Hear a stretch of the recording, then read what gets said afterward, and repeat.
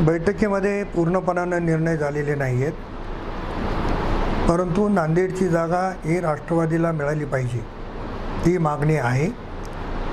तिन्ही पक्षाचे नेते बसतायत, बैठकी सुरू आहेत, त्याच्यामधनं मार्ग निघेल। भारतीय जनता पक्षानं किती लढायचा, राष्ट्रवादीने किती लढायचा आणि सेनेनं किती लढायचा हा निर्णय होईल आणि कुठली जागा कोणाला सुटल्याच्या नंतरचा तो विषय आहे। आज वर्तमानपत्रांमध्ये काही बातम्या छापून आलेल्या आहेत की नांदेडची जागा जी आहे महायुतीमध्ये भाजपाला सुटलेली आहे। नेमकं काय खरी परिस्थिती? नाही, आणखी कुठली जागा कोणाला सुटलेली नाही हे तुम्हाला पण ताबडतोब कळते, परंतु संख्याबळ त्यांचं जास्त आहे आणि संख्याबळाच्या जोरावर जर ते मागत असतील तर कुठं ना कुठं तरी महायुतीच्या लोकांची एकमेकाला मदत लागणारच।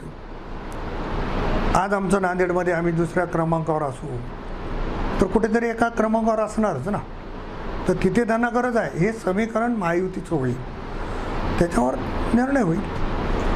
पुण्यातही तसा तेढ निर्माण झाला आहे, पुण्यातही राष्ट्रवादी जागा मागते आहे। काल बैठकीत नेमकी काय चर्चा? बैठकीमध्ये मला काही नेमकी चर्चा माहिती नाही, मी काय बैठकीला नव्हतो, परंतु समन्वयाच्या भूमिकेतून सर्व जागा महायुतीने लढाव्यात आणि मग त्याच्यासाठीचं सूत्र ठरेल आणि मला वाटतं 1-2 दिवसात त्याचा निर्णय होईल। नांदेडच्या जागेवर तुम्ही अजूनही ठाम आहेत की राष्ट्रवादीलाच जागा? काय बा, कार्यकर्ता मी राष्ट्रवादीचा आहे, माझ्या पक्षाला जागा मिळाली पाहिजे ही भूमिका माझी आहे। शेवटी नेतृत्वाचा निर्णय आहे।